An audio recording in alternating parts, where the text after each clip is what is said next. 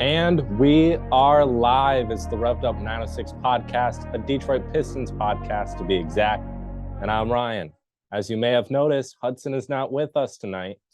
He is currently in India on vacation. He will be there for the next 2 weeks. So for the next 8 games following tonight, which would be 7 now, it's just going to be me recapping these games.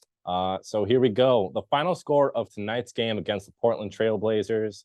We lost 110 to 101. Not the prettiest of games you could think of. We should have won this game. I'm just going to say it because we should have. Everybody going into tonight was saying, yeah, we should have won this game. But the end result being in the Portland Trail Blazers' favor with the 9-point win. We saw a return of Chauncey Billups to Detroit. Chauncey versus Monty tonight. We saw the new look Portland Trail Blazers without Damian Lillard. Now with Scoot Henderson, DeAndre Ayton, Malcolm Brogdon, Robert Williams. So a completely new look team going up against us tonight. One that we haven't come up against yet. And it was an interesting one. Jalen Duren, I will make note of, was out tonight due to an ankle injury. That's all that was reported on. That's all I know. Alec Burks was out tonight due to left forearm soreness. So that's it in terms of Pistons injuries that were effective of tonight, other than Bojan Bogdanovic, Monte Morris, and Isaiah Livers, which we've known about for the last 2-3 weeks now. The first half was honestly pretty good for us. There's nothing you can really complain about. We had 17 assists in the first half, which is absurd for us, given the fact of how little our turnovers have been the last couple nights. Having 17 first half assists, you can't complain with that. But the downside of that is in the second half, we only had 6. The ball movement was just not good. In the first half, the ball was flying everywhere.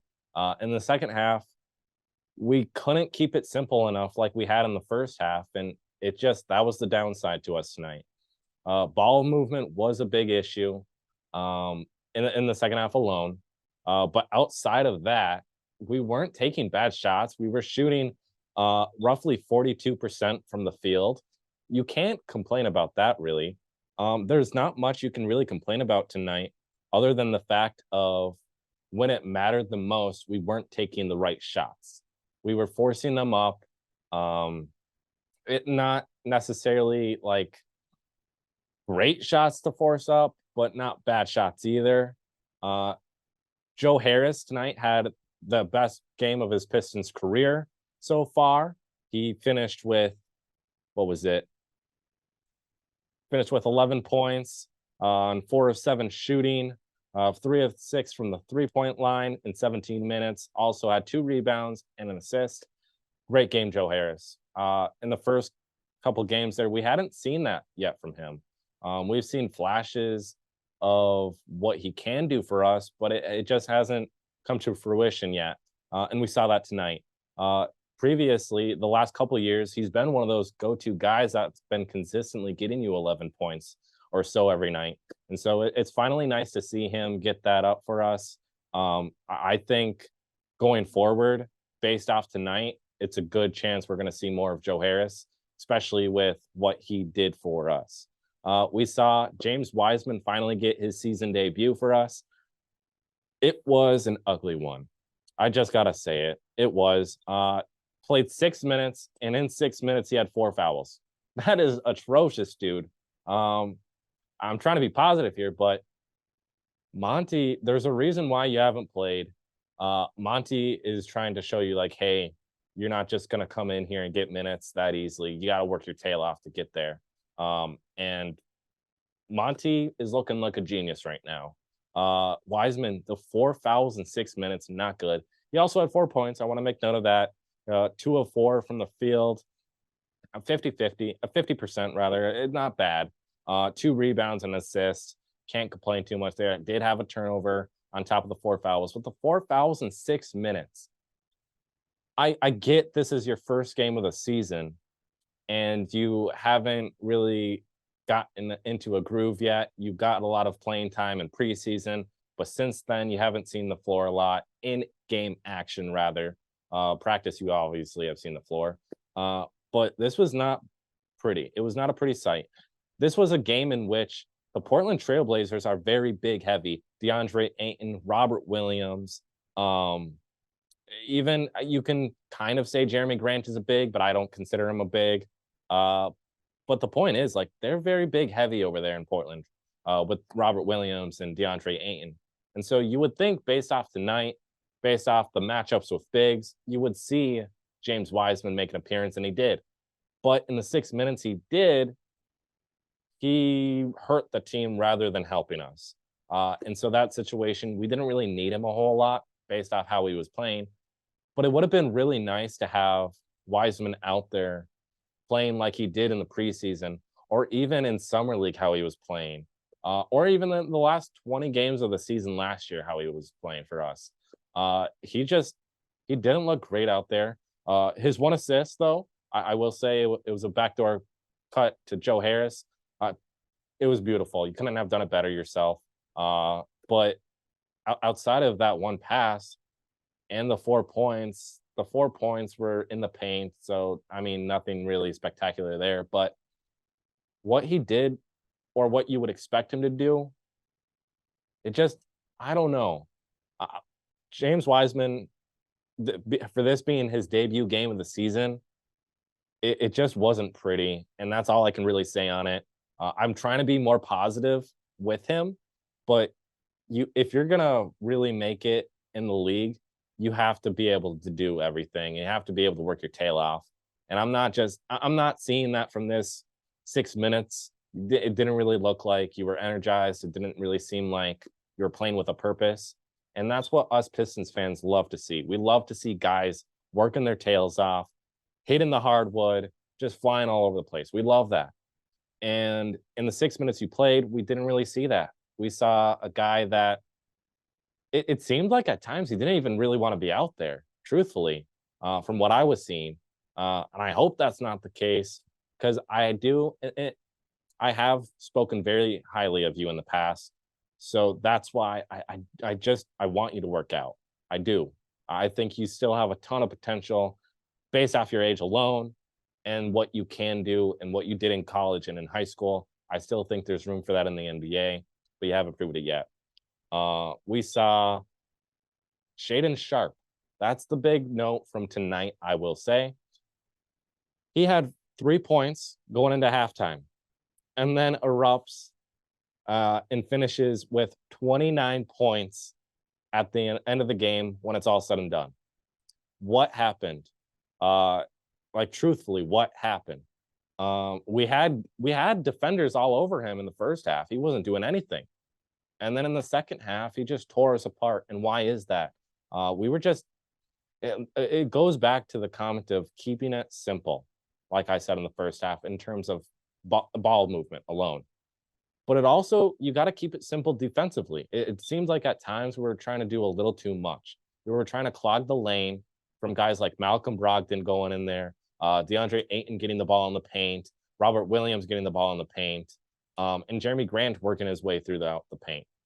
And then we take our eye off of Shaedon Sharpe, who has proven from last year and so far this year that he's one of those guys that you need to consistently watch out for. And we didn't see that tonight. Nobody was really watching out for him, as he literally pretty much took away a whole 10-point, actually more like 15-point third quarter lead. And then here we are losing the game at the end of the day. That's been our downside in the game against Oklahoma City there. We were able to handle everybody else, but then we let Shai Gilgeous-Alexander do his thing.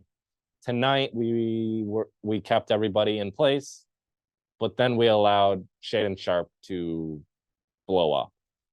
That's been a common denominator in the last two games for the Pistons. In the first two games, we saw Asar Thompson lock down Jimmy Butler, hold him to 19 points.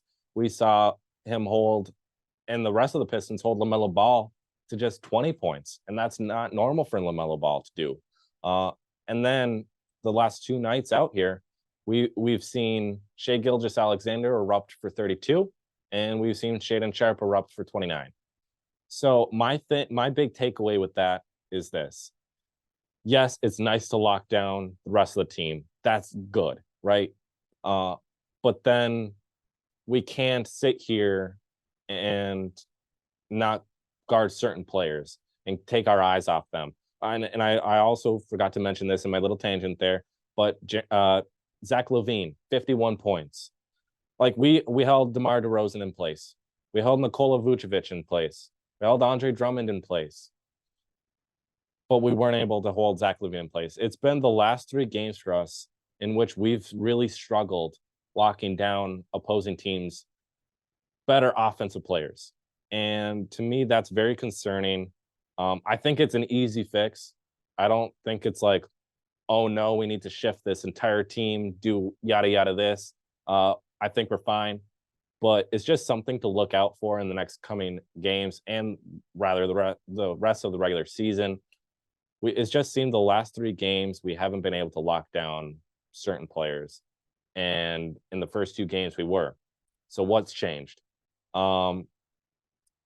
Scoot Henderson left the game early in the 4th quarter with a right ankle sprain and did not return.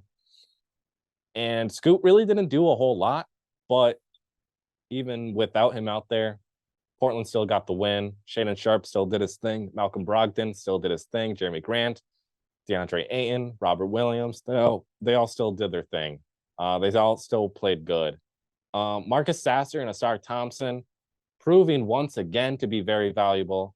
Marcus Sasser had 8 points, 4 of 6 from the field, 0 of 1 from 3, 6 assists, 4 steals, and a block on 3 turnovers in 23 minutes. Great game, dude. Every single game out there, no matter how many minutes you're getting, you're proving to be a valuable asset, and you're making Weaver look like he's a genius, taking him where you were taken. Ever since you were drafted, you've been out to prove everybody else wrong on why you should have been drafted higher. And this is evident that you should have been taken higher. It's not, now I understand it's not like he's going out there and going 20 points, 15, 12, 10 on a consistent basis, but he's still, in the minutes he's getting, he's proving to be a very valuable piece for this young Pistons team. Sar Thompson, in 30 minutes, 8 of 14 from the field, 0 of 3 from 3, had 16 points, 2 steals, 3 assists, 7 rebounds, 2 turnovers, 4 fouls. But honestly, with the turnovers and fouls, I could honestly care less, because what he did for us offensively was beautiful. We saw him have back-to-back alley-oops tossed to him in his way, and he was all over the place like he has been in the previous games. But I do want to make note of this. And I pointed out earlier how we've been struggling against like Zach LaVine, Shai Gilgeous-Alexander, and then tonight Shaedon Sharpe with scoring. In each of those 3 games, Asar Thompson has actually been more effective offensively than he has been defensively, meaning he's been more productive in the sense he's scoring more points than he had been in the first 2 games there. And then he was more defensive minded in the first 2, more offensive minded in the last 3. And that shows like there are some people that are struggling at times, and Asar in certain situations is realizing like, hey, I got to take that step and help out on offense. And then maybe that pushes him away from the defensive side of the ball. I don't think so. But I just want to point that out. We saw Cade Cunningham tonight in 37 minutes, 11 of 27 from the field, 5 of 9 from 3, 100% at the line, give us 30 points, 1 steal, 4 assists, 5 rebounds. Did have 6 turnovers, which is high-ish for Cade, and then 3 fouls. But the dude balled out. He had a great game. Scoring the ball-wise, we didn't really struggle a whole lot. Isaiah Stewart, 12 points, 1 steal, 4 assists, 6 rebounds, and 5 of 8 shooting from the field, 2 of 4 from 3 in 33 minutes. Marvin Bagley started tonight for us, 10 points, 2 blocks, 3 assists, 6 rebounds, 3 of 10 From the field, 0 of 2 from 3. Again, these guys, you wouldn't expect them to do any better. Killian Hayes, though, did struggle. 0 of 6 from the field, 0 of 1 from 3. Didn't have any points, had 3 rebounds and assists and 3 steals. So defensively, he was there. Offensively, he wasn't. It wasn't his night. Joe Harris, again, 11 points. Jaden Ivey for us tonight, 10 points, 3 of 7 shooting, 1 of 3 from 3, and was 100% at the line, along with 2 rebounds, 2 assists, a steal, and a block. So offensively, we didn't really struggle tonight. It was more so that when we have the opportunity to extend the game in the sense of putting up points and increasing our lead, we failed to do so. In situations where we could have played better defense, majority of the time, Portland had our number. And there's not much more. I mean, offensively, we were there. That's the thing, though. And that's what the most positive note I would say is for us tonight is offensively, we were there. But defensively, we just couldn't contain certain players. And then, and if I were to have a negative on offense, the ball movement. And all of the games, rather, in the first half, the ball's been flying everywhere. But in the second half, we've gone into more of an ISO spread offense. And I don't think that works with us. It works with like the Golden State Warriors with the Steph Curry, because like it's Steph Curry.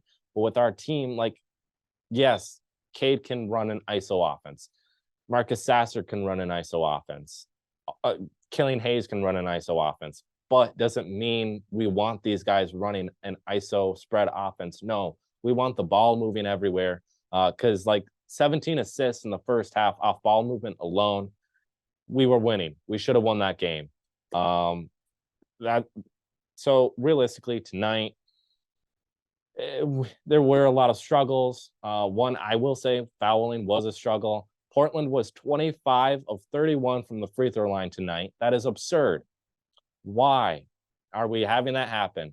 I do not know, but it's not good. We were 10 of 11 at the free throw line tonight, 90%. I'm going to take that. We did a good job at the line. We were scoring the ball effectively. We weren't taking great shots in certain situations.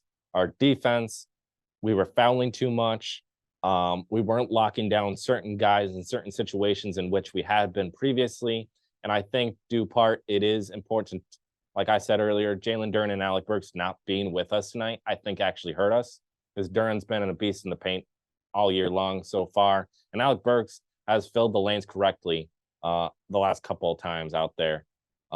So tonight's final score, again, Portland 110, Detroit 101. And that will do it for tonight's recap of tonight's game. We will catch you on the flippity flip. Peace.